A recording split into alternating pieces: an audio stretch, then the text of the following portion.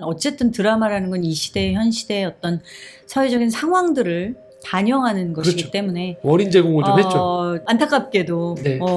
최근 수년간 기독교의 이미지가 굉장히 많이 추락을 하면서 그러니까 저게 기독교의 신과는 엄연히 달라라는 부정을 하면서도 그래도 뭔가 기독교에서 일어나는 일들을 보고 이 드라마를 쓴 것 같아라는 그런 인상은 지울 수 없었거든요.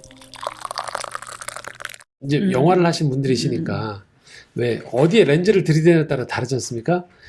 저는 이 지옥을 나름 재미있게 봤었던 이유 중에 하나는 두려움의 원인이나 결과가 아니고 두려움에 허둥대는 인간들을 그냥 들이댄 것 같았어요.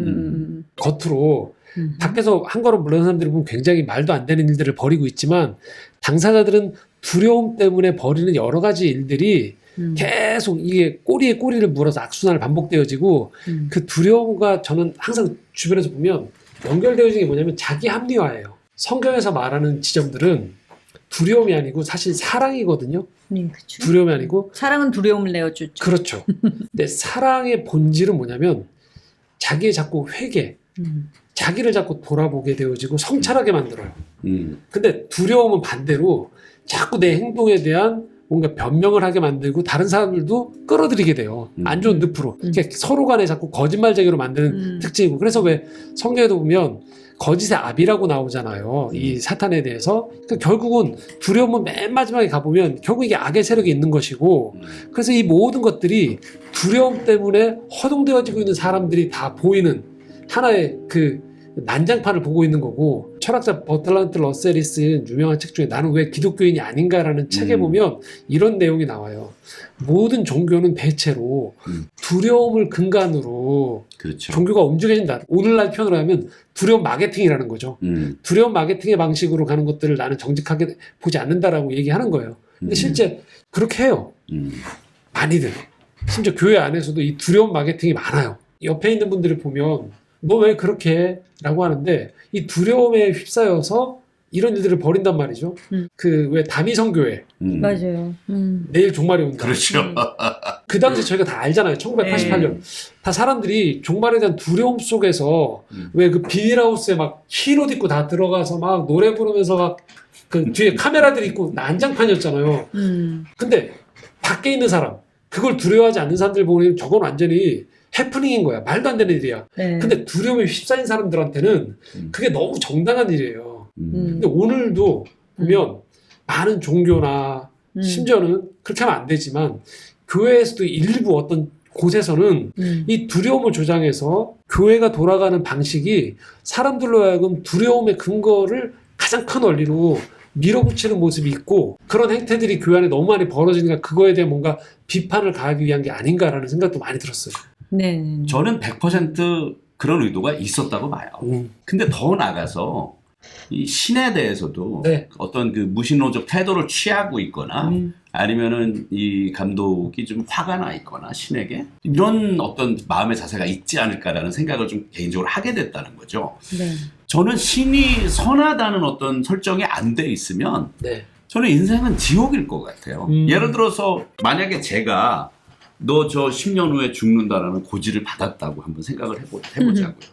그럼 내가 뭘 하더라도 나는 갈기갈기 찢겨서 지옥에 갈 거예요. 그런 신은 선한 신은 아니잖아요. 선한 개념의 신은 아니잖아요. 그러면 제가 무엇을 하든지 제가 어떻게 살아가든지 상관없이 저는 그 비참한 죽음을 맞이하면서 또 동시에 지옥행을 열차를 타게 되겠죠. 그런 신이 저에게 필요할까요? 그렇죠? 그러면 그 기간 동안을 어떻게 살아야 되죠? 왜 선하게 살아야 되는 거죠? 신이 선하다는 그 믿음이 있어야 네. 나도 비록 선하지는 못하지만 네. 선하게 살려는 의지를 갖고 사는 거지. 냉소적인 네. 그리고 인간에 대해서 사랑이 전혀 없는 벌만 주려고 하는 하나님이라면 저는 필요 없어요. 그런 신은 필요가 없다는 거죠. 저는. 왜냐면 내가 어차피 지옥 갈 건데? 그렇죠? 신약 성경에 네네. 지옥이라는 단어가 13번 나오거든요. 네. 근데 그 중에 놀랍게도 예수님이 11번을 얘기하셨어요. 복음서에서. 근데 대부분 예수님이 지옥을 언급했던 대상들은 네. 내가 천국 간다고 확신했던 교만한 사람들이에요. 그렇죠. 잃어버린 사람들을 향해서는 왜 양 한 마리의 비유, 99마리 보다 한 마리의 양을 찾는 목자의 이미지로 더 예수님은 구원자로 다가가시고 천국문을 가로막고 있는 사람들 향해서 너희들 네. 그럼 지옥 간다고 얘기하시는 거예요. 네. 그 경고성 메시지를 우리가 맞습니다. 듣고 오히려 그래서 계속 하나님이 우리에게 보여주고 싶어 하시는 하나님의 진짜 모습은 구원자예요. 지옥 데려갈 사람들 수거인이 아니고 지옥 모집책이 아니고 그분은 지옥이라고 아우성되거나 지옥에 대한 두려움에 휩싸인 사람들을 오늘도 구원해주는 구원자 하나님이시죠. 예, 그런 거예요. 죄의식이라는 부분. 네. 특히 이제 우리 기독교인들은 뭐 항상 자기를 돌아보고 자기 죄에 대해 성찰하는 그런 태도들이 필요하잖아요. 네. 참 항상 부끄럽다고 느끼는 게 다 두 분도 그런 마음이 있으시겠지만 민망하잖아. 제가 항상 주님 앞에서 나를 돌아보면 너무 창피해. 부끄럽고 그렇잖아요. 네. 주님은 또 다 보시고 아시는 분인데 어떤 죄가 큰 죄냐? 우리 마음속에 죄의식이 없다. 전혀. 이거 큰 문제 아닙니까? 진짜로.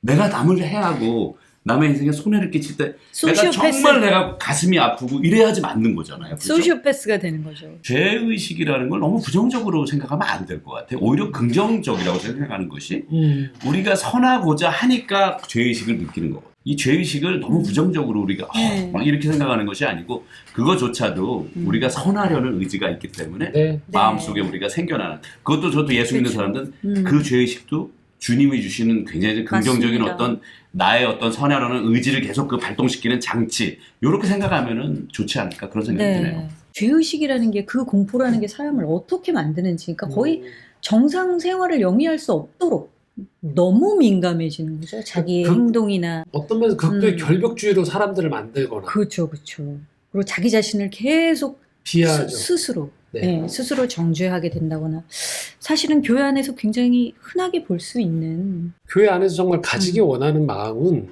경외감이죠. 네네네. 그렇죠. 거룩한 두려움을 말하는 거지. 그렇죠. 이렇게 어두움에 근거한 두려움을 조장하는 것은 진정한 복음의 정신이 아닌 거죠. 네. 그러니까 사랑의 하나님이라는 걸 믿어야 한다는 전제가 이 지옥을 우리가 보면서 정신 바짝 차려야 된다고 하다가 자칫 우리가 정말 중요시해야 되는 개념들, 예를 들면 지옥이 왜 필요하냐면 분명히 우리가 살아가면서 악이 존재하잖아요. 악이 있다는 것 때문에 지옥을 우리가 놓치면 안 되거든요. 네. 근데 자칫 몇 가지 여기 나와 있던 부정적인 것 때문에 아예 그런 분명히 경고들과 이런 것까지 다 거세해버리는 그런 오류가 발생할 수 있다는 거죠. 근데 저희가 알다시피 오늘도 우린 경험하는 게 사람들 안에 우리도 모르는 사이에 있는 악을 보게 되어지고 우리도 우리 스스로 안에서 보면 그러면 우리가 악하죠. 섭섭한 우리 모습을 그렇죠. 보기 때문에 네네네. 사실은 하나님이 필요하고 네네. 그렇죠. 오늘도 분명히 천국 못지않게 분명히 이 악에 대해서 하나님이 간과하시지 않는다. 악을.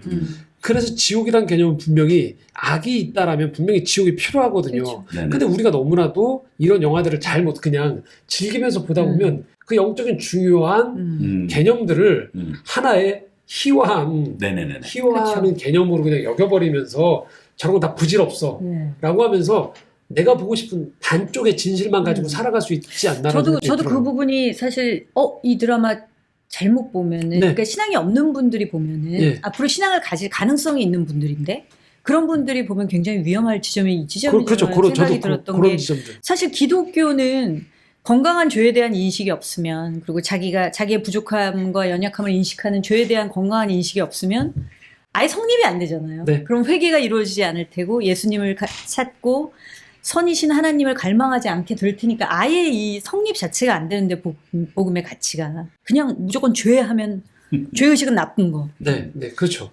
죄의식을 부추기는 어떤 것들은 다 그냥 네. 제거해야 되고 다 피해야 되는 거. 이렇게 선입견이 생길 수도 있겠다. 우리가 그냥 소소한 일상을 살아가는 사람들한테는 어쩌면 이 악이 잘 안 드러날 수 있어요.